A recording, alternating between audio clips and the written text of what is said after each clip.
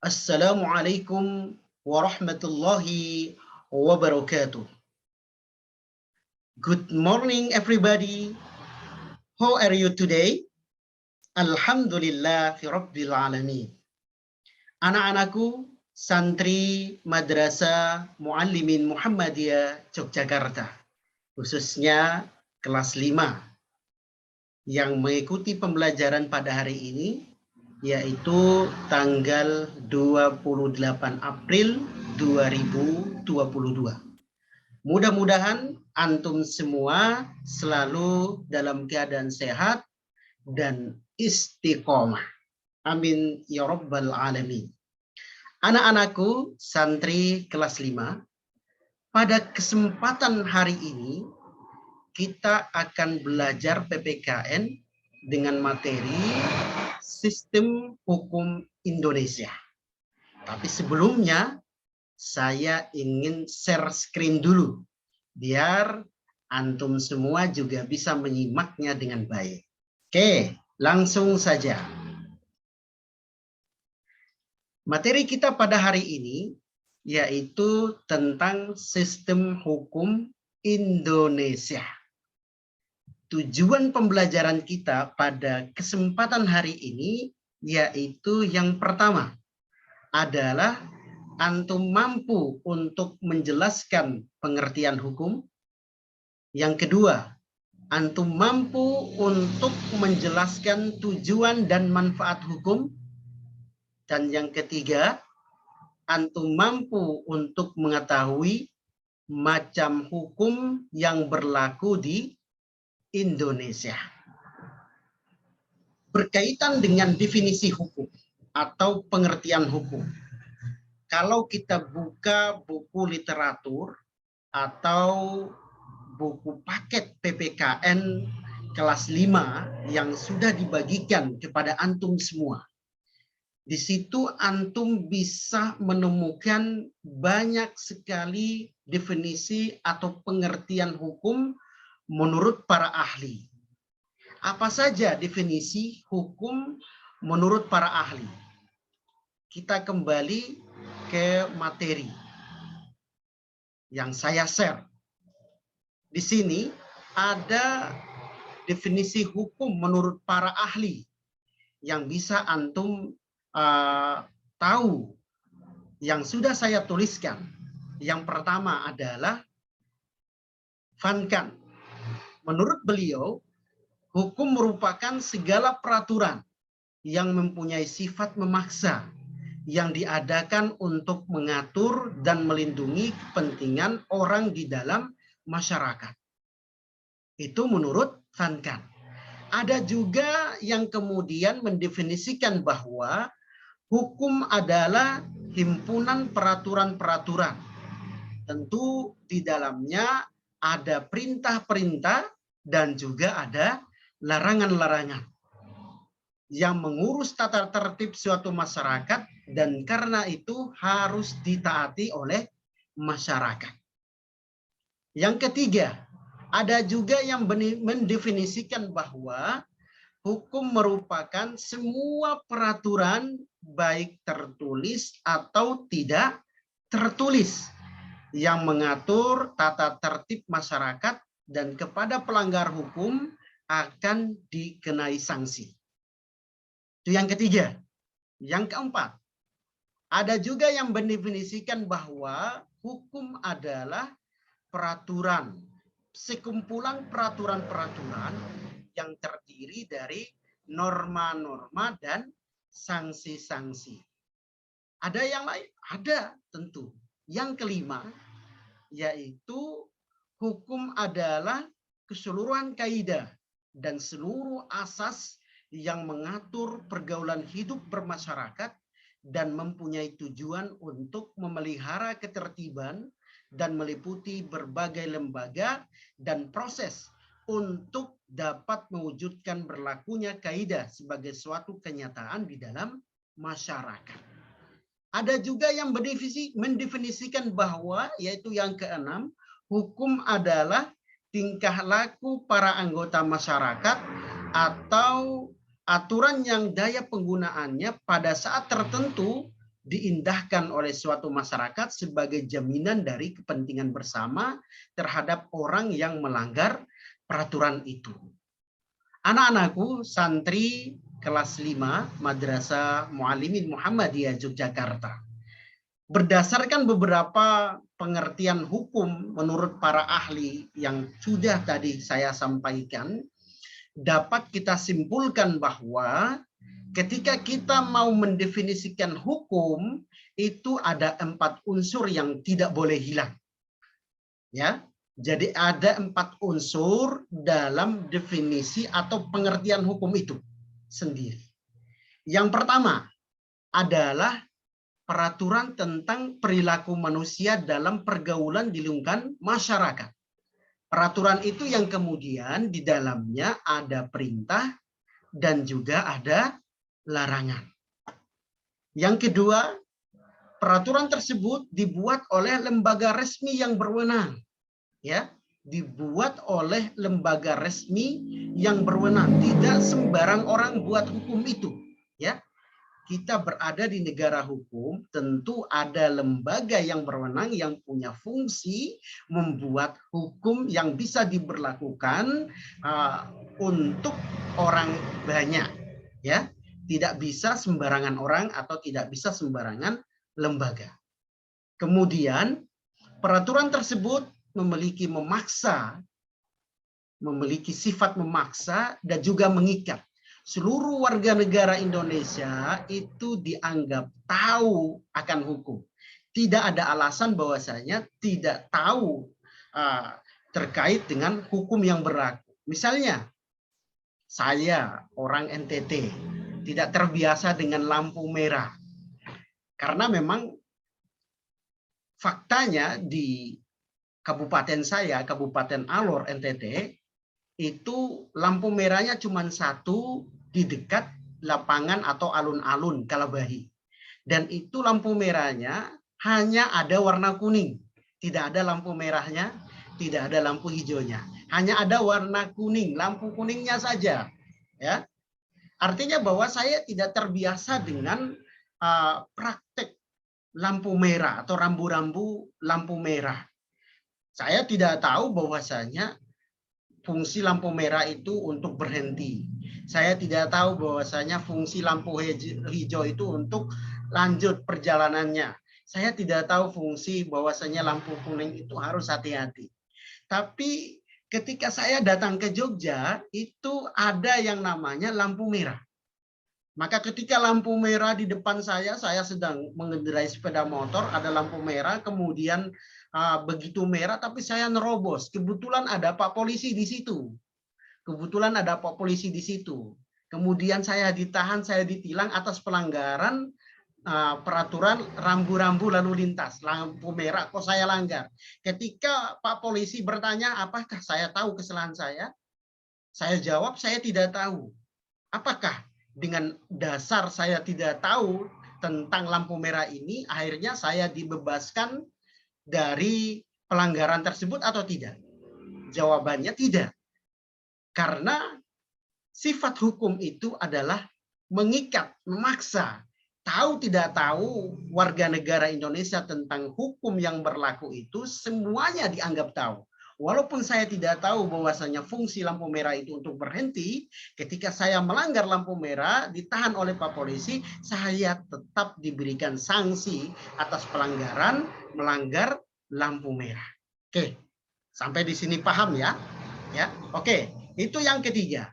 Yang keempat adalah memiliki sanksi atau hukuman pelanggaran yang bersifat tegas. Harus memiliki sanksi yang bersifat tegas. Nah, jadi 4 unsur ini harus ada ketika kita mendefinisikan hukum. Anak-anakku santri kelas 5 Madrasah Muallimin Muhammadiyah Yogyakarta. Ini ada tugas kelompok yang perlu antum kerjakan, ya. Perlu antum kerjakan. Apa tugasnya? Apa soalnya? Ini pembelajaran tugasnya tugas diskusi ya. Silahkan bergabung dengan kelompok yang sudah pernah saya bagi. Kalau tidak salah ada 6 kelompok. Nah, ini soalnya. Setelah kita mempelajari definisi hukum atau pengertian hukum menurut para ahli. Nah, sekarang dapatkah kalian mengemukakan pengertian hukum menurut pendapat kalian sendiri? Itu pertanyaan yang pertama. Yang kedua, bagaimana pendapat kalian? Apakah sanksi hukum yang bersifat tegas tersebut sudah benar-benar diberlakukan pada setiap anggota masyarakat atau tidak? Oke, saya beri waktu pada antum semua, hanya 15 menit saja, silakan didiskusikan, kemudian dipresentasikan di depan kelas. Oke, monggo, kelompok mana yang sudah siap? Oke, silakan kelompok 1 untuk mempresentasikan. Oke, terima kasih kepada kelompok 1 yang sudah mempresentasikan hasil diskusinya. Oke, kita lanjut pada pembahasan materi tentang tentang sistem hukum di Indonesia. Kalau tadi kita sudah mempelajari materi tentang definisi hukum, yang kedua kita lanjut pada materi tujuan dan manfaat hukum. Berkenaan dengan tujuan hukum, menjamin kepastian hukum, ada beberapa pendapat para ahli hukum yang berkaitan dengan tujuan dan manfaat hukum itu sendiri. Tapi saya kira ini memerlukan waktu, sehingga silakan antum baca di buku paket kelas 5 ya, tentunya buku paket PPKN yang sudah dibagikan oleh madrasah kepada antum semua. Oke, silakan antum baca. Yang kemudian tujuan hukum menurut para ahli itu dapat kita simpulkan bahwasanya tujuan hukum itu memiliki dua hal, ya. Tujuan hukum itu memiliki dua hal. Yang pertama adalah mewujudkan keadilan, yang kedua adalah semata-mata untuk mencari faedah atau manfaat. Selain tujuan hukum, ada juga tugas hukum, ya. Ada juga tugas hukum. Apa saja tugas hukum? Yang pertama yaitu menjamin adanya kepastian hukum. Menjamin adanya kepastian hukum. Yang kedua, menjamin keadilan, kebenaran, ketentraman, dan perdamaian. Dan yang ketiga, menjaga jangan sampai terjadi perbuatan main hakim sendiri dalam pergaulan masyarakat. Anak-anakku, santri kelas 5, Madrasah Muallimin Muhammadiyah Yogyakarta. Hukum itu punya tugas untuk menjaga jangan sampai terjadi perbuatan main hakim sendiri dalam pergaulan masyarakat. Artinya begini, saya beri contoh. Kita sebagai warga negara yang baik, bagaimana kira-kira sikap kita menyikapi permasalahan yang terjadi dalam lingkungan masyarakat kita.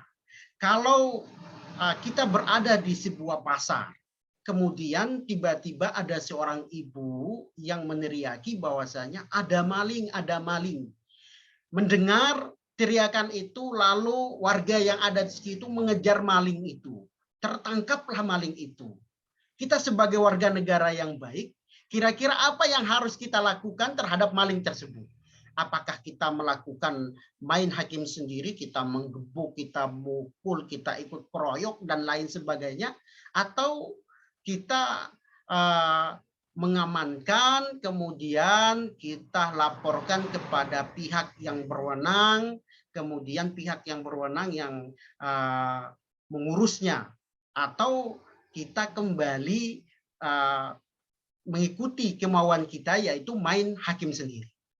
Tentu jawabannya adalah yang harus kita lakukan adalah kita mengamankan si pelaku ini, kemudian kita laporkan kepada pihak yang berwajib. Kita tidak punya wewenang untuk mengadili. Biar pihak yang berwenang saja yang memproses, mengadili orang yang melakukan pelanggaran hukum itu. Oke. Do you understand? Apakah Anda paham dengan penjelasan sampai di sini? Hah? Insya Allah paham ya. Oke. Do you follow me? Paham ya? Insya Allah paham ya. Oke, kalau paham kita lanjut. Hukum yang berlaku di Indonesia. Kalau tadi berkaitan dengan tujuan dan manfaat hukum, juga tidak lupa tugas hukum. Yang berikutnya yaitu hukum yang berlaku di Indonesia. Kira-kira hukum yang berlaku di Indonesia itu apa saja, teman-teman, anak-anakku, santri kelas 5. Yang pertama adalah hukum Eropa kontinental. Hukum Eropa kontinental. Yang kedua adalah hukum agama. Yang ketiga adalah hukum adat. Apa itu hukum Eropa kontinental? Hukum Eropa kontinental adalah, tapi sebelum kita bahas sampai di situ, ada satu pertanyaan yang perlu saya tanyakan. Hukum Eropa kontinental, dari namanya saja Eropa kontinental, padahal kita bukan bagian dari negara Eropa. Kenapa kok kita bisa menerapkan hukum Eropa kontinental? Ada yang tahu jawabannya? Tentu jawabannya adalah karena memang kita ini adalah negara bekas jajahan negara Belanda yang kemudian juga menerapkan hukum Eropa kontinental. Ya, jadi hukum Eropa kontinental itu adalah hukum yang lazim digunakan oleh negara-negara Eropa. Kenapa Indonesia bisa pakai? Karena memang bekas negara jajahan Belanda, yang mana negara Belanda juga menerapkan hukum Eropa kontinental dalam sistem hukum nasionalnya. Prinsip utama dari sistem hukum ini adalah hukum memperoleh kekuatan mengikat karena diwujudkan dalam peraturan-peraturannya yang berbentuk undang-undang dan tersusun secara sistematis di dalam kodifikasi atau kompilasi tertentu. Artinya sumber hukum utama dalam hukum Eropa kontinental ini adalah undang-undang. Kalau itu berkaitan dengan hukum pidana, maka ada undang-undang yang berkaitan dengan hukum pidana atau yang kita kenal dengan KUHP. Kalau itu berkaitan dengan hukum perdata, maka tentu ada hukum atau undang-undang hukum perdata. Kalau itu berkaitan dengan hukum dagang, tentu itu juga ada undang-undang yang berkaitan dengan hukum dagang. Pertanyaannya, apakah Indonesia ini menerapkan hukum Eropa kontinental secara murni atau ada perpaduan dengan hukum yang lain?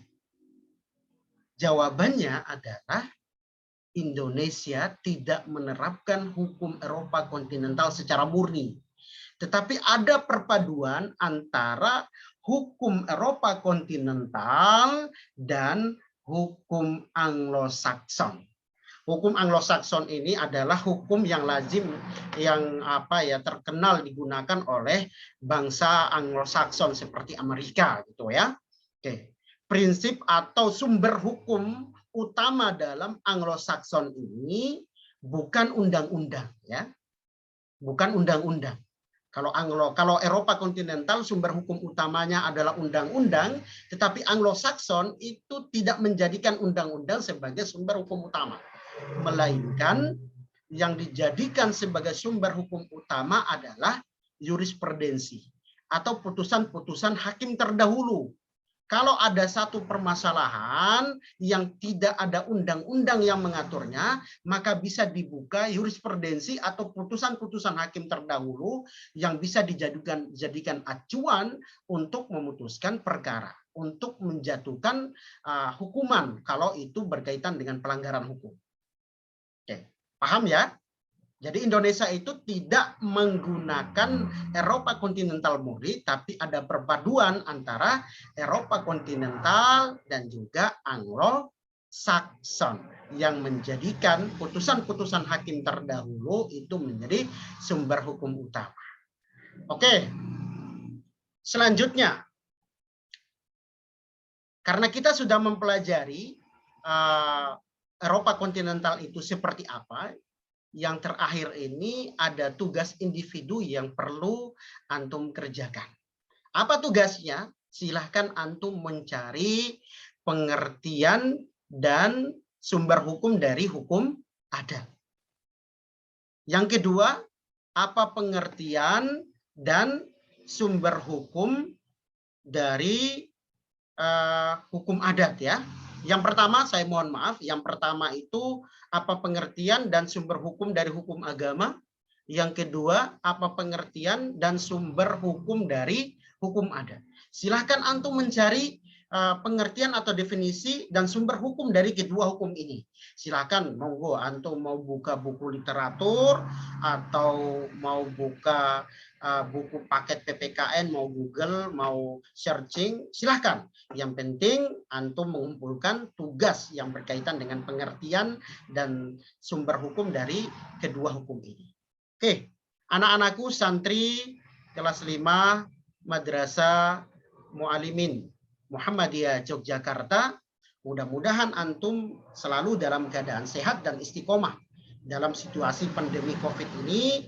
Ya, tentu ini belum berakhir ya, belum sepenuhnya berakhir. Jadi antum harus tetap menjaga protokol kesehatan, selalu menggunakan masker, mencuci tangan, itu jangan sampai lalai gitu ya. Oke, sampai di sini apakah ada pertanyaan?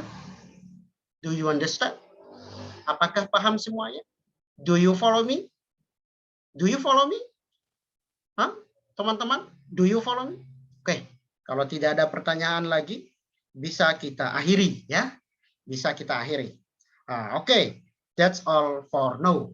Assalamualaikum warahmatullahi wabarakatuh.